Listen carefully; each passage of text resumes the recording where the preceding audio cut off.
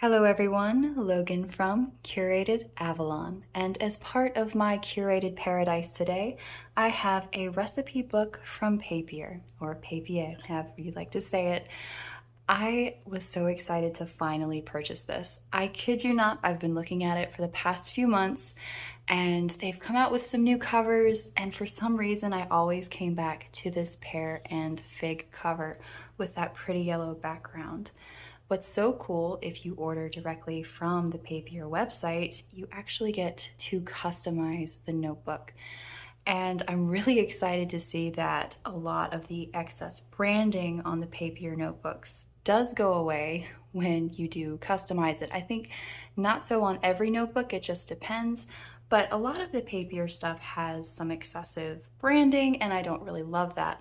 I'm not happy about that little identification doodad there. I have found that to be on the custom pieces. I don't like it. I hope that they can find a way to make it go away in future. I'm fine with this. I still think it's a little, like having the big block square there, it looks a little less professional than just having the Papier logo. I do love their logo though. I think it's very clever, very cute. So very excited to have this finally. I don't know, I put a lot of thought into which cover I wanted.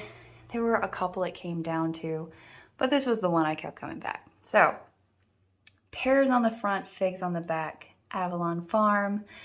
And this is just gonna be a fun flip through to see what all is actually in this book. I myself haven't looked through all of it yet, so I'm very excited. So we've got my recipe book from the kitchen of and a little place to put your name. And then it does actually have a contents listing. So breakfast, lunch, dinner, treats, and measurements and conversions, stores to support, which I'm not sure what that is, but we're gonna find out, favorite restaurants, places to try. So this was actually something I was thinking about earlier, and I'm hoping there's some extra blank space in the back for maybe additional lists, because I'm like, what about your favorite cookbooks? I would like to write in a list of my personal favorite cookbooks. I think that would also be quite smart. So kicking it off with breakfast, we do have this nice little page, the most important meal of the day, and an index for each page. You can write down what recipe is where. It's very helpful. And this is what the recipe layout looks like. We have dish, rating, difficulty, vegetarian, gluten-free, vegan, dairy-free. If it's a carnivore recipe, you're just gonna have to write it in. Portions, prep time, cook time, hints, tips, and tricks. I actually like that they have this section because some of my recipes are oddly specific. It's like you have to put in the vanilla extract at this moment, not before, not after. Trust me, the flavor will be better. So things like that. That's helpful, goes great with ingredients listing, and then you can write out the full recipe on this side. So it's a really great layout. You get a 2-page layout for your recipe. I like that a lot. Breakfast.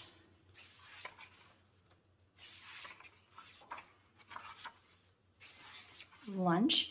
So I had discussed in my previous video how I was a little disappointed that everything was broken up between like breakfast, lunch, and dinner, because I really am looking for just a recipe book that has just the recipe layout.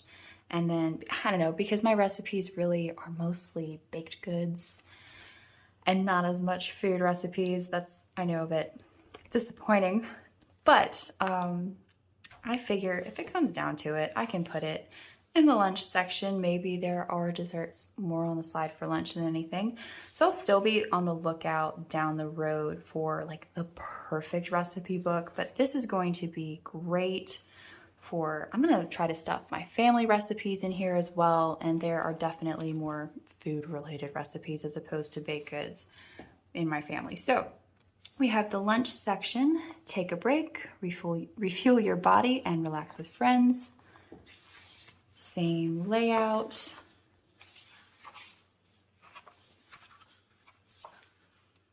We get into dinner.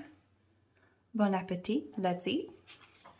It does have a ribbon marker, which I love that it has at least one, because when I'm working on a recipe, sometimes I'm incredibly lazy about propping the book open appropriately. So a ribbon marker is definitely helpful. Dinner. Just making sure none of the text changed. I don't see any. And we go from dinner to treats. It does look like there are more recipe sections for the treats. At last, time for something sweet. And it's going to be the same layout again. So it's really great.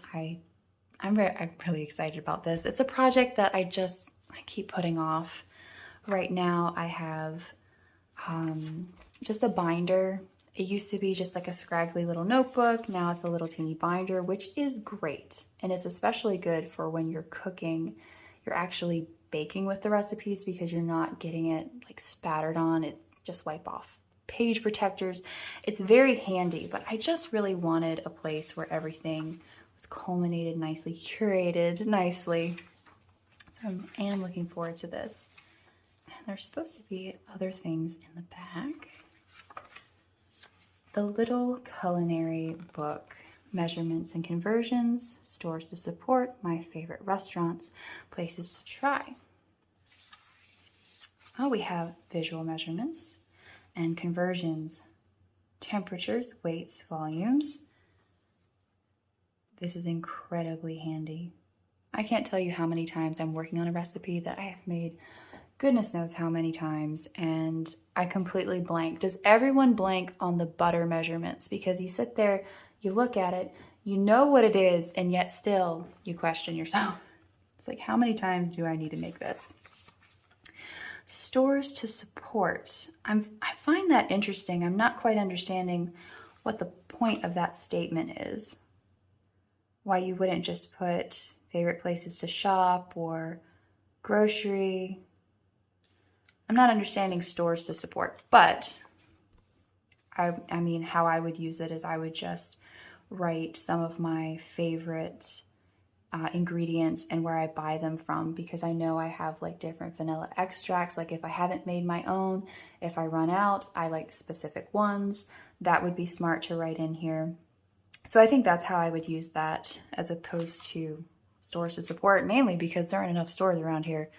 I'd get to like 3 and I'd be done. My favorite restaurants, that's really cute.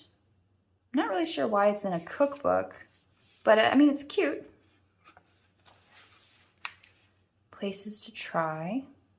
That's kind of nice. I guess you can have like a restaurant wish list. And they do, I'm disappointed in, at the end of this, they have this printed up. In my previous video, I talked about how they had this in their spiral bound notebook and how this really isn't something I would want printed in the back of a hardbound. It's not in their regular notebooks, to my knowledge. I'll have to double check.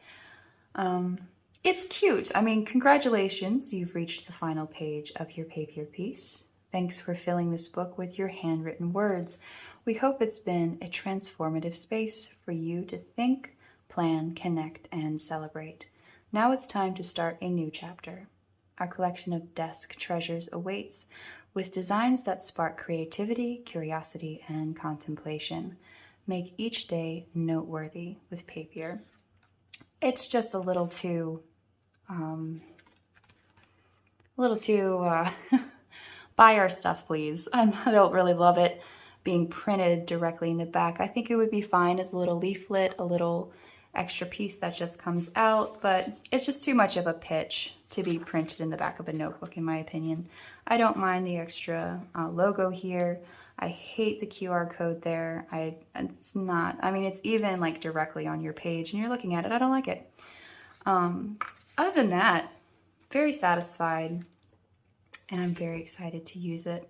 I love the cover. It just reminds me of both of my great-grandmothers that I was closest to, spent the most time with, their kitchens kind of combined.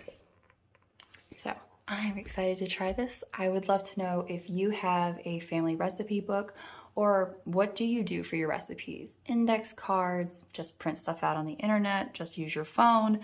Do you have family recipes? Let me know in the comment section below. Thanks so much for watching.